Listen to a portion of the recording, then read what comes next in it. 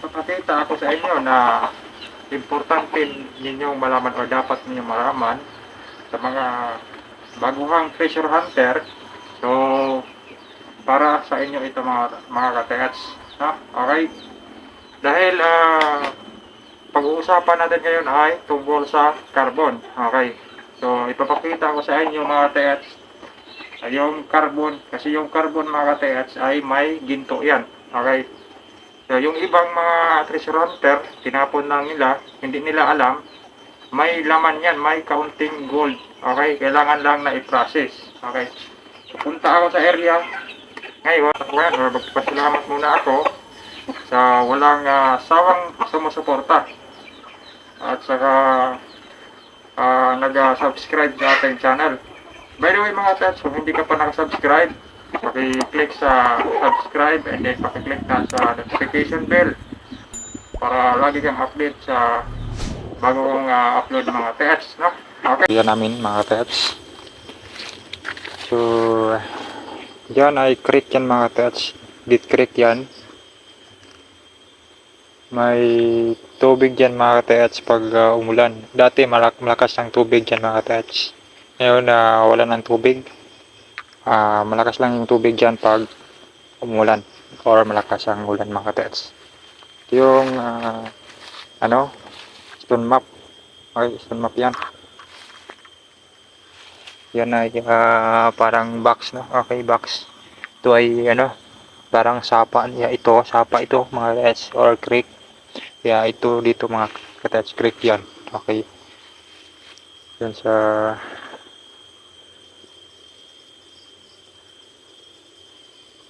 norte yan, norte. Okay, creek yan.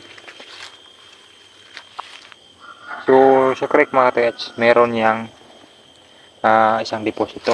Kaya, puntahan natin kasi doon, maraming carbon. So, dyan sa bandang south. Okay. South. 180 degrees doon.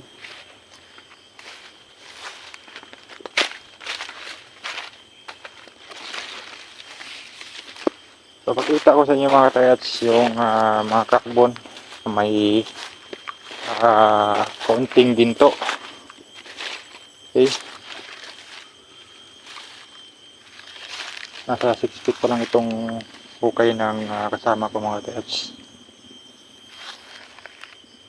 Intersign kasi ito mga TH. Intersign yan. Intersign yan mga TH. May paa.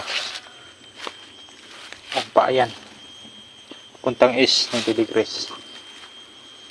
Yung sukat ng paa mga TH, yung sukat niyan ay 6 inches. Kaya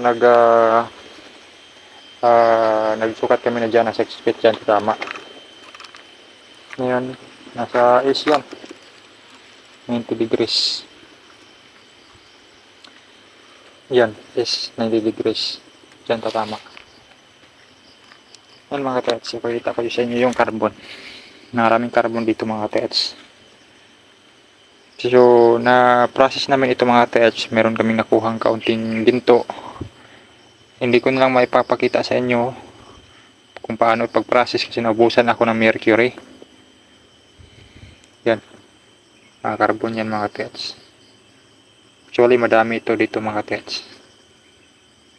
Kaya 2 sako.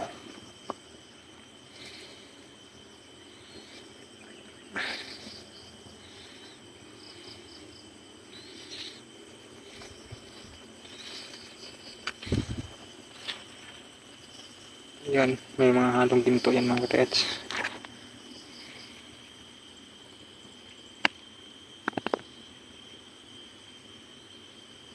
Ganito yung mga TH.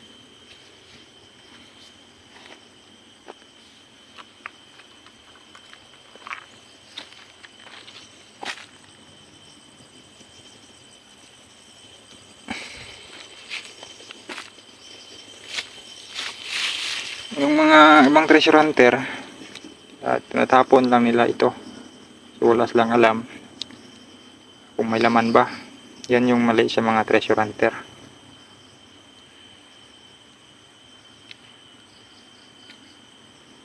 Ito.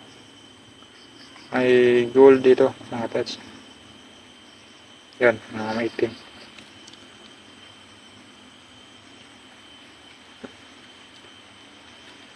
Actually, madami dito mga tets, madami pero nakuha na namin yung iba. Kasi pinaprocess namin. Saka pag may meron kayong mahukay na ganito mga tets, mga carbon, huwag nyo itapon mga tets. Okay? Kasi kadalasan ng carbon na nilagay ng mga Japanese sa kanilang area, meron yang merong halong ginto yan. Yan lang yung may mga carbon mga tets. Doon sa ibang kasi may nagukay dyan noon.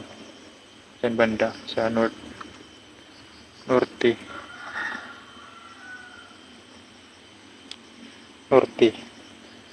Walang carbon yung ukay nila mga tets. Nasa 7 feet pa lang ito or 6 feet. Medyo matigas na dyan mga tets. Sobrang tigas na mga tets. Yan lang muna mga tets. Maraming salamat sa panonood.